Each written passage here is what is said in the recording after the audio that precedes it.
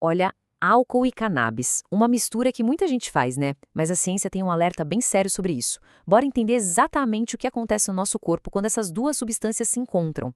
Sabe aquela cena? Fim de noite, a pessoa já bebeu um pouco e aí alguém oferece um. Parece de boa, né? Só que o que acontece ali no nosso organismo é uma interação química e, olha, bem poderosa. A ciência já tem respostas bem claras sobre os riscos, e é isso que a gente vai desvendar agora.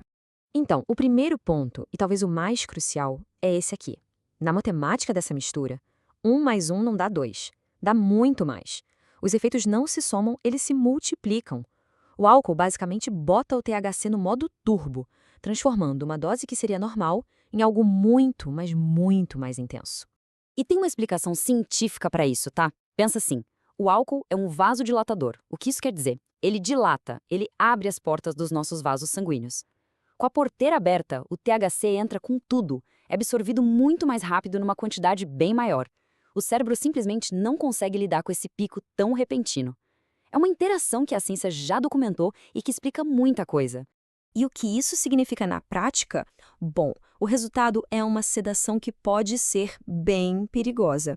Uma sonolência que derruba, os reflexos ficam, sabe, quase zerados, o pensamento fica super lento, a capacidade de tomar qualquer decisão simplesmente desaparece. É o combo perfeito para dar muito, muito errado. Ok, mas não é só a mente que sente o baque, não. O corpo inteiro entra numa espécie de curto-circuito. Essa mistura cria um verdadeiro caos fisiológico, com o corpo recebendo sinais totalmente contraditórios. E aqui a gente começa a entender a complicação. De um lado, o THC, que pode fazer a pressão arterial despencar. Do outro, o álcool, que é uma neurotoxina. Quando a gente junta os dois, bom, aí se cria a tempestade perfeita para o famoso teto preto ou green out. É exatamente isso. A pressão cai de uma vez por causa daquele pico de THC que o álcool causou e a pessoa pode até desmaiar. Então, o recado aqui é sério. Essa interação não é só uma brisa diferente, não. Ela é o que cientistas chamam de clinicamente relevante. Isso quer dizer que tem consequências reais que dá para medir para a saúde. E o pior, os resultados são totalmente imprevisíveis. Agora, a gente vai entrar num ponto que pouca gente sabe, mas que é talvez o mais perigoso de todos. Um risco que pode ser fatal e que se esconde numa propriedade medicinal da própria cannabis. Primeiro, vamos entender esse termo aqui, efeito antiemético. O que é isso?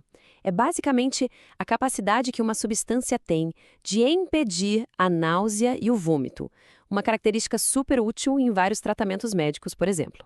Pois é, a cannabis tem um efeito antiemético muito forte. Mas aqui que mora a armadilha mortal. Quando alguém bebe álcool demais, o corpo tem um mecanismo de defesa, vomitar.